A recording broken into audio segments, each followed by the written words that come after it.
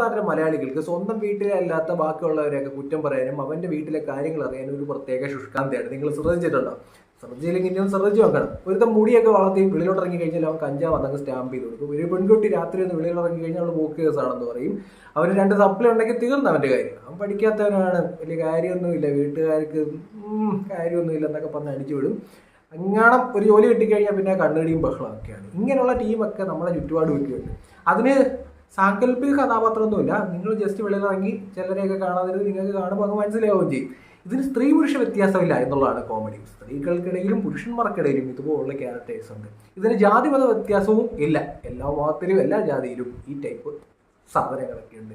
അപ്പം കഴിഞ്ഞ ദിവസം ഈ ഹൻസു എന്ന് പറയുന്ന കൃഷ്ണകുമാറിന്റെ ഏറ്റവും ഇളയ മകളുടെ ഒരു പ്രൊഫൈലിൽ ഒരു കമന്റ് ചെയ്യാൻ കണ്ടു.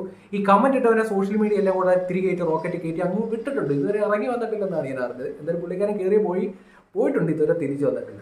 ഞാൻ ഈ അടുത്ത സമയത്ത് വാഴ എന്ന് പറഞ്ഞ സിനിമ കണ്ടു. കമന്റ് അതിന് മുമ്പ് പറയാൻ കേട്ടോ. അതിന് മുമ്പ് ഞാൻ ഈ അടുത്ത സമയത്ത് വാഴ എന്ന് പറഞ്ഞ സിനിമ കണ്ടു. ഈ വാഴ സിനിമയുടെ ഏറ്റവും ക്ലൈമാക്സിലേക്ക് വരുമ്പോൾ ഭയങ്കര ഇമോഷൻ സീൻസ് ഉണ്ട്. അതിനകത്ത് സിജു ചെയ്തൊരു ക്യാരക്ടർ ഉണ്ട്. ജോലി കിട്ടാത്ത ഒരു ബിടെക്, സപ്ലൈക്കുള്ള ഒരു ബിടെക് ഒരു ക്യാരക്ടറാണ് ചെയ്തത്. എന്നിട്ട് ഒരു കല്യാണത്തിന് വന്നിരുന്ന ഒരു അപ്പാപ്പൻ കളിയാക്കുന്ന സീനൊക്കെ ഉണ്ട്. നിനക്ക് ജോലിയൊന്നും ഇല്ലടാ, നീ ഇങ്ങനെ നടന്നാൽ മതിയോടാ എന്നൊക്കെ ചോദിച്ചുകൊണ്ട് ഒരു അപ്പാപ്പൻ വന്ന് ഷോ കാണിക്കുന്ന ഒരു സീനുണ്ട്. ആ സീൻ കാണുന്നിട്ട് പീഡിച്ചങ്ങോട്ട് ചോര നിർത്തി 2 എണ്ണം കൊടുക്കണമെന്ന് നമുക്ക് എല്ലാവർക്കും തോന്നുന്ന ഒരു ഫീൽ കിട്ടുമല്ലോ. ആ ഫീൽ കിട്ടുന്ന ഒരു സീനാണ്. പക്ഷെ അതിനകത്ത് കൊടുക്കുന്നൊന്നുമില്ല. കൊടുക്കുന്നുണ്ടെന്ന് തോന്നുന്നു കേട്ടോ. ഒരടി കൊടുക്കുന്നുണ്ട്, ഒരാൾക്ക് കൊടുക്കുന്നുണ്ട്. അങ്ങനെ ഒരു ഡയലോഗ്സ് കാര്യങ്ങളൊക്കെ ഒരു സിനിമയാണ്. ഇത് റിയൽ ലൈഫിലുണ്ടെന്ന് നമ്മുടെ നാട്ടിലുള്ള ഒരു പ്രശ്നമാണിത്. സാധാരണ ഒരു നമ്മുടെ ചെറുപ്പക്കാർക്കിടയിൽ ഇല്ലാത്തതാണ്. കൂടുതൽ അപ്പാപ്പന്മാർ ചായക്കടയിൽ ഇരുന്ന് കുറ്റം പറയാം, അല്ലെങ്കിൽ കുടുംബശ്രീക്കും മറ്റേ പരിപാടിയൊക്കെ പോയിട്ട് വട്ടം ചുറ്റിയിരുന്നു എല്ലാവരുടെയും വീട്ടിലെ കാര്യങ്ങൾ പറഞ്ഞ സ്ത്രീകളെയൊക്കെ നമ്മൾ പലപ്പോഴും കേട്ടിട്ടും കാര്യങ്ങളൊക്കെ ഉണ്ട്. അപ്പോൾ ഇപ്പോൾ സോഷ്യൽ മീഡിയ നോക്കിക്കഴിഞ്ഞാൽ 90കളിലെ വസന്തങ്ങളിലേക്ക് ഈ കലാപരിപാടി എത്തുന്നുണ്ട് എന്നുള്ളതാണ് ആശങ്കപ്പെടുത്തുന്ന കാര്യം. മാസ്ക് വെച്ചുകൊണ്ട് നടക്കാൻ കൂടുതൽ ശ്രമിക്കുക. ഇത് ചിലപ്പോൾ പകരാൻ സാധ്യതയുണ്ട്. കാരണം ഇമാതിരി വസന്തങ്ങളും നമ്മൾക്കിടയിലുണ്ട് എന്നുള്ളതാണ് നമ്മളിപ്പോൾ കണ്ടുകൊണ്ടിരിക്കുന്നത്. അപ്പം ഹൻസു എന്ന് പറയുന്നത് നമ്മൾ ഇനി മനസ്സിലാക്കേണ്ട ഒരു കാര്യമുണ്ട്. ഹൻസുവിൻ്റെ പ്രൊഫൈല് വന്നിട്ട് പുള്ളിക്കാരൻ കമൻറ്റ് ഇട്ടിരിക്കുന്നത് എങ്ങനെയാണ്? പ്ലീസ്, ഞാൻ പ്രൊഫൈലങ്ങ് പുള്ളിക്കാരൻ്റെ ഐഡൻറ്റിറ്റി മറയ്ക്കുകയാണ്. കഷ്ടമല്ലേ, പോട്ടെ. Please study for your semester, don't spoil your future in social media. As a brother I am give you advice എന്നുള്ള രീതിയിലാണ് പറയുന്നത്. ഇത്ര സ്നേഹം നോക്കി. ഇല്ല, നമ്മുടെ പഴയ സിനിമ ഉണ്ടറിയാം, മോഹൻലാലിൻ്റെ എന്നും നീ ഏട്ടൻ്റെ ശിങ്കാരി എന്നൊക്കെ പറയുന്നത്. എന്താ പാട്ട്? എന്നും നീ ഏട്ടൻ്റെ അങ്ങനെ ഒരു പാട്ടൊക്കെ ഉള്ളൊരു പാട്ട്. ഇത് ബാക്ക്ഗ്രൗണ്ട് സ്കോർ ഇട്ടിട്ട് ഇവൻ്റെ ഒരു ഫോട്ടോ എടുത്ത് ഫ്രെയിം ചെയ്ത് വെക്കുന്നതായിരിക്കും നല്ലത്. എല്ലാവരുടെയും കാര്യത്തിലൊക്കെ ഇടപെട്ടിട്ട് നിങ്ങൾ സെമസ്റ്റർ ശ്രദ്ധിക്കൂ, ഫ്യൂച്ചർ ശ്രദ്ധിക്കൂ, സോഷ്യൽ മീഡിയയിൽ ഇരിക്കാതെ എന്നൊക്കെ പറഞ്ഞു കൊടുക്കുകയാണ്. ഇനി അറിയത്തില്ലെങ്കിൽ ഒരു കാര്യം കൂടെ പറഞ്ഞുതരാം.